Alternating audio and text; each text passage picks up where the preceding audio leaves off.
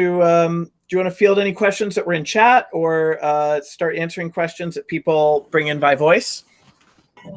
Yeah, sure. If anyone has any questions, I'm happy to answer. If I didn't answer anything fully enough in the chat, feel free to let me know. Oh, what's the deal certification requirement? I believe that what Lior was saying is you need to get certified to be a professional welder.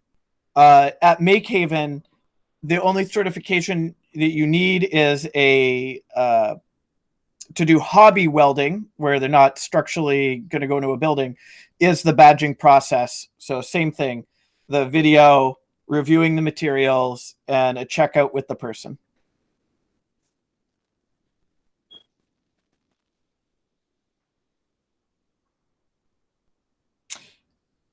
So Ethan asks if MakeHaven is opening up badging soon.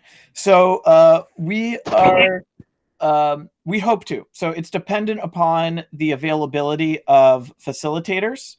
And we are getting in touch with those facilitators right now to understand their level of comfort as volunteers to be available. In some limited circumstances, Lior has been able to help folks who had a an important reason, and they were bottlenecked by not being able to get badged. But Lior doesn't have the capacity to badge all members for all tools in the space. So we're working and trying to figure out how to bring badging with volunteers back. So it'll probably be on a limited basis, but it'll probably restart based on folks' comfort and availability to be in the space. Is the metal shop opening up when MakeHaven opens back up? Yes. So the current plan, now, of course, the plan is subject to, changes in conditions, the state, and everything else. But our understanding is that we will be allowed to open up on the 17th of June on a limited basis, so limited capacity for hobby work. We're already open for businesses that have gone through a certification process, but we'll be able to open for more general membership. Although it'll probably be, in order to limit capacity, we'll have scheduled times. Okay. Yeah. Welding, any welding questions?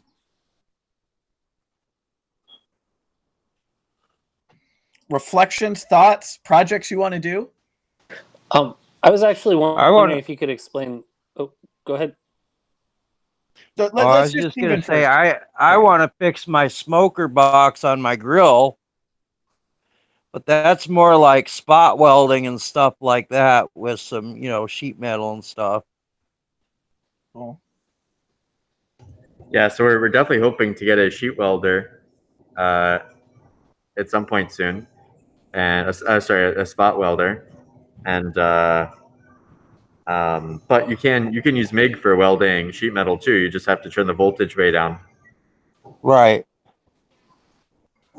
Okay. Steven, you had a question? Yeah, I'm just curious.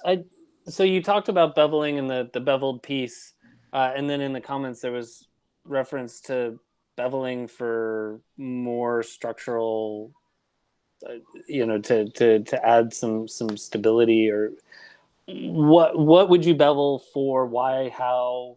Where does that come into this? So if you imagine two pieces of metal and they have square corners and they're pushed up end to end, which is called a butt weld, where they're just butting up against each other, and you weld on the top of them, that weld, based on the power of the welder, is going to go a certain depth. And our welder, I would bet, could, in mild steel, go about 1/8 of an inch deep. And let's say you're making a chassis, I don't know, a grill or a table or anything like that, or you're just trying to hold things together, then that's more than sufficient. The weld is like 10,000 psi. So, if it's only 1/8 of an inch, that's 1/8 of 10,000 psi, which is totally strong. But if you need it to be 100%, so you want to make those two pieces of metal one piece of metal because you're pulling a trailer with that strength, then 1/8 of an inch is not enough. So, but our welder, and frankly, like any welder, can only go to a certain depth.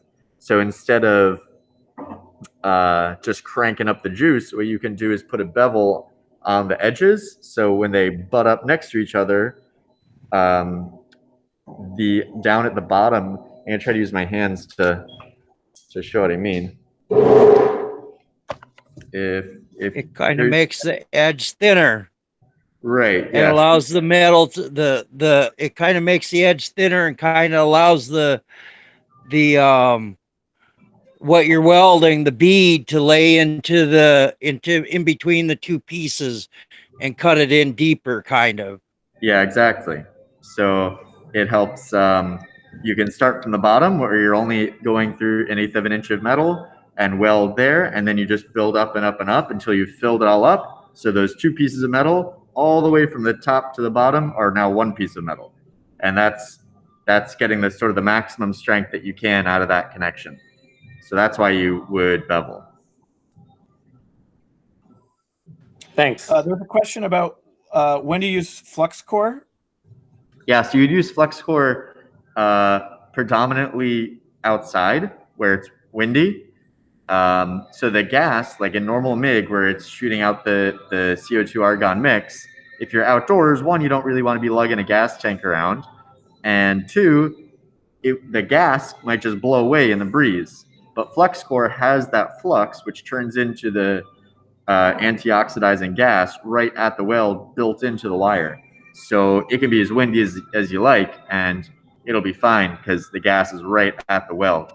So it'll help before it gets blown away. So that's sort of the predominant use of Flux Core, is when you're outdoors. So indoors, I can't really think of anything. One thing to note is that when you do use Flux Core, that flux creates slag. And slag is a solid coating on top of your weld after you're done welding.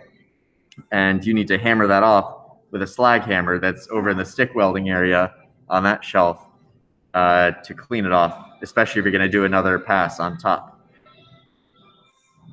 You might even need to take the driver. Jay asks, what is stick welding? Stick welding is like the oldest, most traditional, I don't know about oldest, but certainly a very traditional kind of welding. It's also called arc welding. And it is where instead of having the gun feed a spool of filler metal in, you just have a stick, and that is the metal, the filler metal, and it's already coated in the flux. Instead of Flux Core, where the flux is in the middle, it's coated in the flux, and the flux is on the outside. And you just stick it right onto the surface, and it welds. It forms a loop with the work clamp circuit.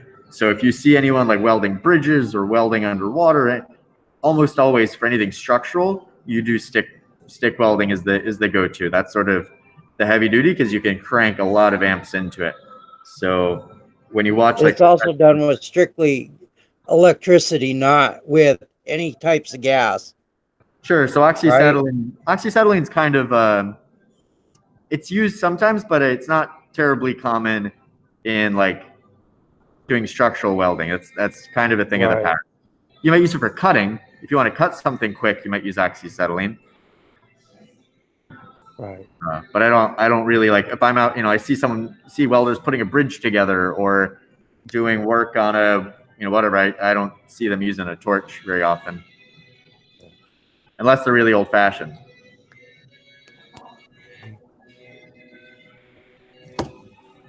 Other questions? Is anybody who hasn't had a chance to ask a question, feel free to unmute yourself and voice your question. Or I'd love to hear what some projects are that people want to do. So we heard about the barbecue fix. Somebody else give me another project that you'd like to do. I also see Ethan's question in the chat about materials for purchase, and we have a lot of scrap material. We have lots of sheets of galvanized steel, so you just need to grind that off. And we have chunks of steel and other types of metal on the scrap shelf. We are planning on building a store in the back of MakeHaven where we're hoping to supply, especially now that Downs and Reader is out of business, some wood and metal, like the most basic stuff. That's not happened yet, but hopefully we will be able to sell like the normal square tube steel, which is what most people want for welding up a frame for a table or a chair or something like that, or a bench. So hopefully we will supply for purchase that sort of basic steel tube stock. And I guess a follow-up question would be, where do people find, if people want to go buy metal? It's not Home Depot. Where do they, or it could be, but where do you recommend they would look for different types of supplies? Logan Steel is really, really good. So Logan Steel has a hobbyist barn. So you can go out, I think it's only open Saturday mornings, but it's basically all the offcuts from all of their big industrial projects, and you can find really amazing stuff. So if you want to do art projects with it, you want to do something interesting, you want to do a fire pit, that's what I'm going to build. I'm building a fire pit for outside. You can just roll up there and they just sell it by the pound, and you can get some really cool stuff. I've been out there a lot. It's a lot of fun to go out on a Saturday morning. Yep, so that's a good option. You can also, we have a scrapyard, maybe a few hundred feet from MakeHaven. There's right down the road is Alderman and Dow, and you put on boots. You can walk in there and, with their permission, poke around and get some railroad ties and old just chunks of metal if you want to make some cool art. Another one that's a bit closer than Logan Steel is Contractor Steel Supply. I think it's in Milford, maybe, and they have steel. And then there are steel suppliers in New Haven. Hey, what was that scrapyard, Lior? What was the scrapyard you said? Alderman and Dow. It's right on Dow. Chapel before you get to Fairhaven. Awesome. And, Yeah, and what was the one that we got the metal from that was in Hamden? or sorry, that is the Contractor Steel Supply. Oh, okay. Not Milford. Yeah. But if you Google like steel supplier, I think there's a bunch right around here. Yeah. And somebody said Speedy Metal was Jay. I'm not familiar with those guys. And Chaplin and Bangs is what Ethan said. So not, again, one I'm not familiar with, but tips. Maybe we should put a little we should put a list together on our suppliers list so that we have the best ones rated. I used to scrap bed frames all the time and use bread frames for angle iron. Cool. Yeah. It's a cool idea. We like reuse. And Yep. the square, you're asking about, is that square stock available in different dimensions? Maybe not at MakeHaven, but I know there is different square stock that like a Logan Steel would carry. So actually, we do have 2 different dimensions at MakeHaven. So when we bought metal to make some racks here, and we got extra to sell, which we haven't set up yet, but we do have both 1 inch and 1.5 inch, I think. And I think it was both. How much does metal usually go by the foot, like for 1 inch or half inch? Is there? I don't How much does it usually? How much does metal usually cost? Like, for square tubing, for like 1 inch square tubing. If it's 1 inch square tubing, and there's different wall thicknesses depending on how much strength you need out of it. But if it's like an 1/8 inch, which is what we have, then my recollection is about $1 a foot. I could be totally wrong, but that is my vague sense for 1 inch. Not bad.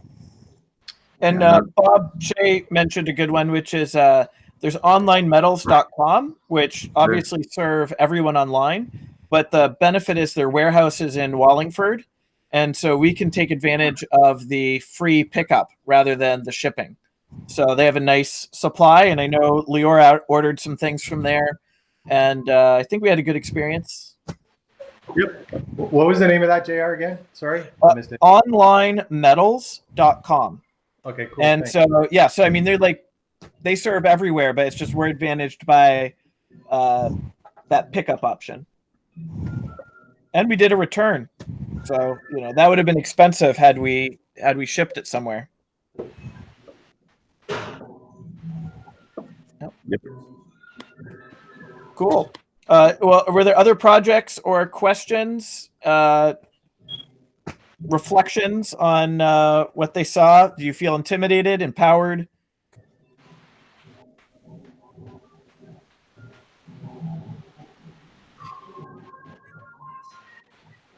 Empowered, Ethan says. All right. Yeah, thanks. It was good. Yeah. Oh, Megan has something to say. Yeah, I have something to say. First of all, I miss MakeHaven so much. Like, this is so fucking awesome. Like, I can't believe that we're gonna be able to do this. But it also seems kind of scary. Like, there's so many ways that it could go wrong, and you could seriously hurt yourself.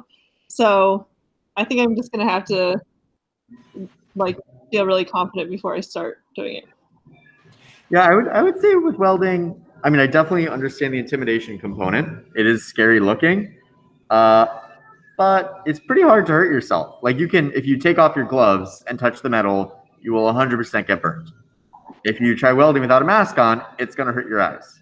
Mm-hmm. But it's not like a table saw where if you slip up a little bit, you lose a finger. You know, it's a little harder, I think, to like in 1 second screw up and get badly hurt. Okay, so it's as dangerous as everything else we've been doing. Right, sure, yeah. I mean, but like on a sewing machine, you slip up and a needle goes through your finger. That's very true, yeah. And like that risk doesn't really exist, and unless you're like welding up on a beam, like then you can fall, obviously. But if you're like on a chair in a good talk. I mean, you know, as the safety officer, I want folks to have a healthy, respectful sense of the danger that's there. So not to be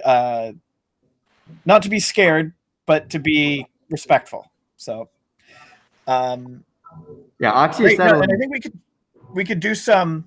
We'll have to think about how we structure it because of the safety gear and space limitations. But it might be the kind of thing where there could be some meetups, or we can try and partner people up in some way so that you're with somebody who's more experienced for a project. But I think we want to figure out how we actively encourage people to spend time doing it together. And hopefully that will help push knowledge and build confidence.